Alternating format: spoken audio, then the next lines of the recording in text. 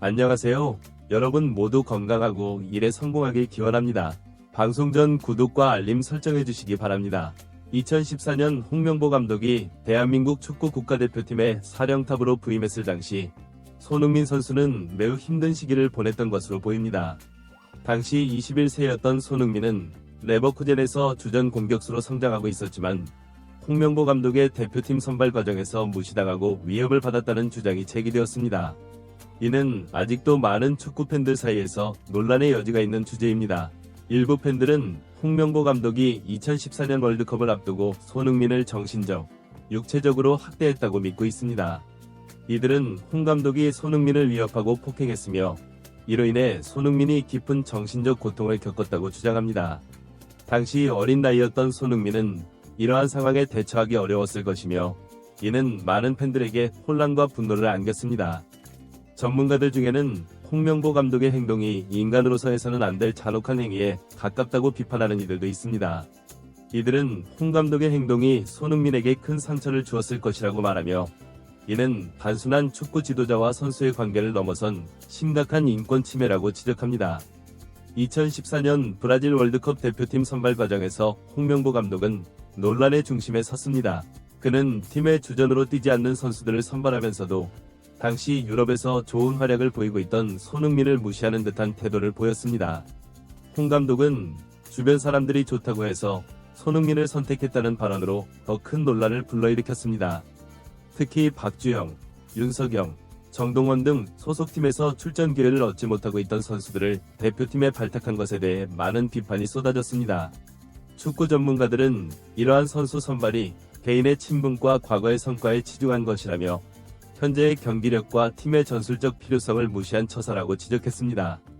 월드컵 본선에서 한국 대표팀은 기대 이하의 성적을 거두었습니다.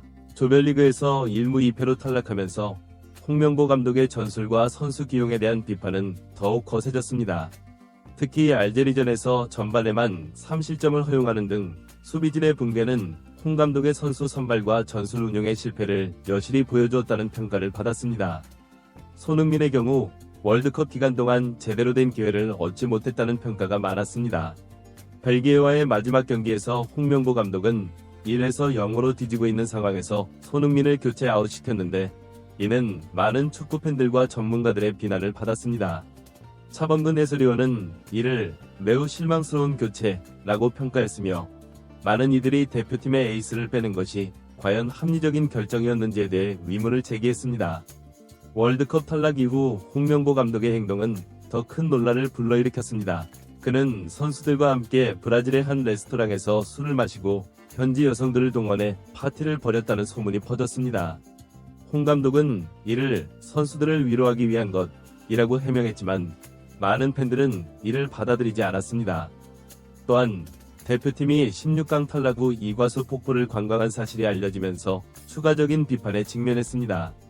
홍명보 감독은 이에 대해 선수들이 가자고 해서 갔다고 해명했지만 후에 이과수 폭포 관광지 홈페이지에 게재된 내용과 상충되는 점이 발견되어 진실성에 의문이 제기되었습니다. 이러한 일련의 사건들로 인해 홍명보 감독에 대한 신뢰는 크게 떨어졌고 많은 축구 팬들은 그의 지도력과 인품에 대해 의문을 제기했습니다. 특히 손흥민과 같은 젊은 선수들에 대한 대우와 관련해 많은 비판이 쏟아졌습니다. 일부에서는 홍명보 감독이 자신의 뜻대로 따르지 않는 선수들에게 불이익을 줄 수 있다는 암시를 주었다고 주장합니다. 이는 특히 손흥민과 같은 어린 선수들에게 큰 부담으로 작용했을 것이라는 분석이 있습니다. 당시 21세였던 손흥민에게 이러한 상황은 매우 힘들고 스트레스가 많은 경험이었을 것입니다. 2014년 월드컵 이후 홍명보 감독은 대표팀을 떠났지만 그의 재임 기간 동안의 행동과 결정은 오랫동안 한국 축구계의 논란거리로 남았습니다. 특히 손흥민과 관련된 사건들은 많은 팬들의 기억에 깊이 남아있으며 이는 현재까지도 축구 팬들 사이에서 뜨거운 토론의 주제가 되고 있습니다. 이러한 경험이 손흥민의 성장에 어떤 영향을 미쳤는지에 대해서는 다양한 의견이 있습니다. 일부는 이러한 어려움이 손흥민을 더 강하게 만들었다고 주장하지만 다른 이들은 이로 인해 손흥민이 불필요한 정신적 고통을 겪었다고 믿습니다. 홍명보 감독의 2014년 월드컵 지휘는 한국 축구 역사상 가장 논란이 많았던 시기 중 하나로 기록되고 있습니다. 그의 선수 선발, 전술 운용, 그리고 대회 중과 후의 행동은 많은 비판을 받았으며 이는 한국 축구의 발전 방향에 대한 심도 있는 논의를 불러일으켰습니다. 특히 손흥민과 같은 젊은 재능 있는 선수들을 어떻게 육성하고 대우해야 하는지에 대한 중요한 교훈을 남겼습니다. 많은 이들이 홍명보 감독의 사례를 통해 선수들의 정신적, 육체적 건강을 보호하고 그들의 잠재력을 최대한 발휘할 수 있도록 지원하는 것의 중요성을 재인식하게 되었습니다. 2014년 이후 한국 축구는 많은 변화를 겪었습니다. 새로운 지도자들이 등장했고 선수 선발과 육성 방식에도 변화가 있었습니다. 그러나 홍명보 감독 시절의 사건들은 여전히 많은 이들의 기억 속에 남아있으며 이는 한국 축구가 앞으로 나아가는 데 있어 중요한 교훈으로 작용하고 있습니다. 손흥민의 경우 이러한 어려운 경험에도 불구하고 세계적인 선수로 성장했습니다. 그의 성공은 많은 이들에게 영감을 주고 있으며 동시에 과거의 사건들을 되돌아보게 만드는 계기가 되고 있습니다. 많은 팬들은 손흥민이 겪었을 어려움에 대해 안타까워하면서도 그가 이를 극복하고 성장한 것에 대해 존경심을 표하고 있습니다. 현재 한국 축구계는 과거의 교훈을 바탕으로 더 나은 미래를 만들어가기 위해 노력하고 있습니다. 선수들의 권리와 복지에 대한 인식이 높아졌고 공정하고 투명한 선수 선발 과정의 중요성이 강조되고 있습니다. 또한 지도자들의 리더십과 윤리의식에 대한 기준도 높아졌습니다.